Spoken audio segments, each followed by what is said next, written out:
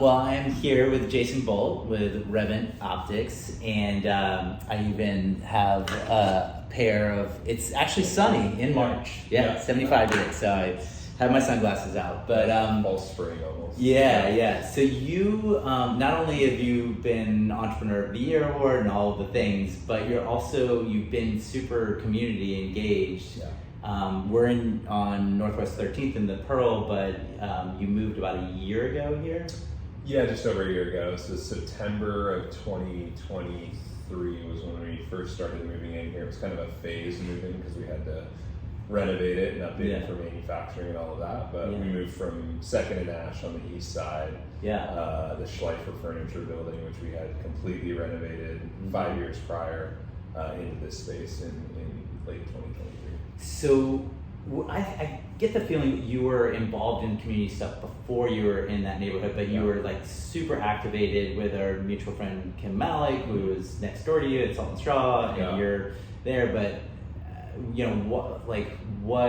how do you have time to run a company and be as involved? Because I'm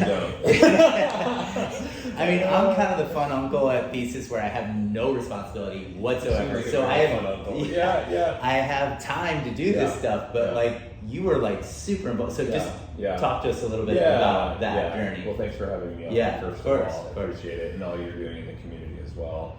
I think we sort of are energized by each other in a way. And when I see what you do and continue to do and dedicate your time to the community here, it's very inspiring. So thank you with that. And for doing this, it's awesome to be on. Absolutely. So I guess back to the question, how do I do both? How did you first get involved in community stuff? Yeah, so I guess, you could go all the way back to my parents got me involved politically when I was very young. I was putting up yard signs for mayoral candidates in Redmond, Washington. And this idea of civic engagement was really burned into me, not literally, but just the idea that you have to go beyond sort of passively paying your taxes and all that. A community is built from people caring and sort of shaping and molding through not just voting, but actually getting out there and helping your fellow community members and nonprofits and things like that. So that's just something I grew up with. It was what community meant to me back then.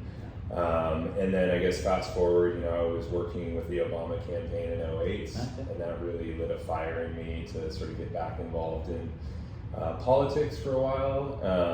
Just that excitement that surrounds what could be, right? Hope was sort of it absolutely was the theme of that campaign.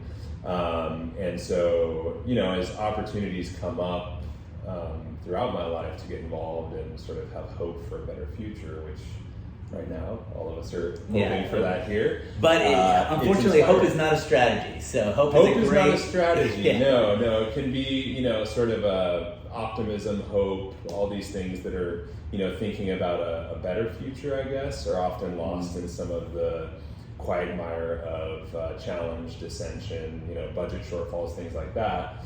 But if you keep focusing on it can be better, it may take longer than you want. But with optimism and hope and shared energy, a community can move through the downturns much faster. So I've seen that happen over and over again in my 42 years on this planet. And so for me, when there's one of those downturns, which we had, 2019, you couldn't do anything wrong here in Portland. It was the place to be. Brands were moving here. Housing was becoming even more of an issue, but there was an energy and a creative energy, and then COVID hit. And as you know, the east side in particular got hit really hard. Central East side, yep. And I live over there. I live in the southeast. We operated on 2nd and Ash as a business. We do manufacturing, so during COVID, my team had to come in. It's an essential service, if you remember that term. Replacement sunglass lenses. Well, we went much broader than that, actually. So we have deep ties with our factories in Taiwan and China, and during COVID, they actually proactively sent us a bunch of PPE. My wife works in the ER on 23rd, and they couldn't get PPE, if you remember any of that. And PPE, masks. Protective wear, goggles in particular. So no one really knew what COVID would do necessarily. There was a lot of rumors. There was a lot of ways it spread, and so baseline, you want to have goggles, a mask, usually a shield of some sort. But our supply chains here couldn't do that fast enough. So our partners over in Asia actually alerted me early that this was coming, COVID. Yeah, because we're slower. We're slower. We are a little slower, but they just knew it started there, it originated there. So, for me, it was like, okay, this is going to be a big thing. We didn't really know how big back then, speaking again to the pandemic. But really, engaging our partners and getting PPE and starting to see like, okay, we're going on lockdown. My team still has to go in with social distancing, and then seeing really what was happening to our city while we were in lockdown was very concerning to me. Yeah, and you said you were chased by a guy with a hatchet, and then RV exploded, like outside your front doors of your business. It was already challenging, I'd say, on the inner east side. Just abandoned cars and other things blocking our sidewalks and streets. But it really accelerated during COVID. It was something like 30% of our population, or 30% more, dropped into poverty. So you have, people that are at the worst moments of their lives, living on the streets.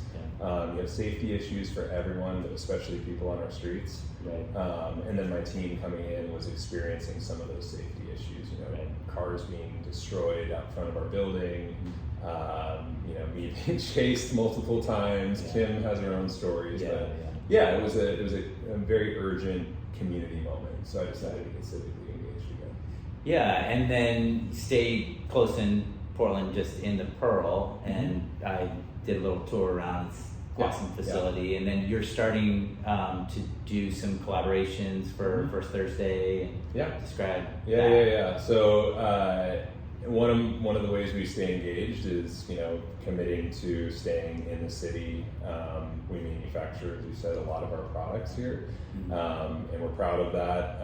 And the other thing we're planning on doing more of is not only hosting events here, which we did with Dust last summer, Dust Moto out of Bend. We've done that with Built Oregon and a lot of the entrepreneurs here that are building up the community even more. But this year's going to be a lot of fun. We're going to do a lot more collaborations with other brands and people that are local. One of the things I'm very passionate about is this idea that Portland and more broadly Oregon should be known as the epicenter of really consumer product, sustainability, and technology, the convergence of those three things. I think that's what we do best, and I include food and beverage in that, and coffee, but like outdoor products, you have so many makers here. You have some of the top brands in the world, not just shoes, but across outerwear, and I would say lenses and sunglasses and other things. So really starting to elevate those brands and work together more in several ways, including collaborations. Cool. So I guess lightning round. You and your wife, and you have one daughter. What do you love to do? And I'm gonna just say all of Oregon. This is a Portland thing, but like top three things. Top three things in the city. She has a bike, electric bike, the carrier for our 4-year-old daughter. So we like to just ride around and go. We go just find places to eat. No real agenda. If it's a sunny day, we'll jump on our bikes and just like wherever you see a restaurant. Let's go try it. We love. Cool. Going up to Forest Park as well, and biking up the trails there on a sunny day is a lot of fun. Going out to 1,000 Acres. Do you have a dog? We do have a dog. Okay, you can tell based on the locations. Well, 1,000 Acres is all like dog heaven. Huge dog park. And then what's the restaurant out there that's a drive-through that's really Sugar Pine. Okay, I haven't been there. Okay. You have a dog? Yeah, we have two. So do 1,000 Acres in the morning, then go to, I think it's Sugar Pine. It is some of the best food you'll have. And I think they converted, I don't know if it's an old Dairy Queen or something, but you'll drive through right on the river. It's an excellent day. Love it. Awesome, man. Well, thanks for making this happen. Yeah, of course. And hopefully some of my B-roll footage on my phone of your manufacturing facility came out. Thanks for having me. Appreciate it.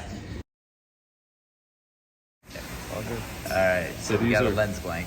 These are lens blanks. We have about 40 options per base curve here. Okay. But out of these base curves, so you get a 0 base would be flat, up to like 12, which is a high wrap.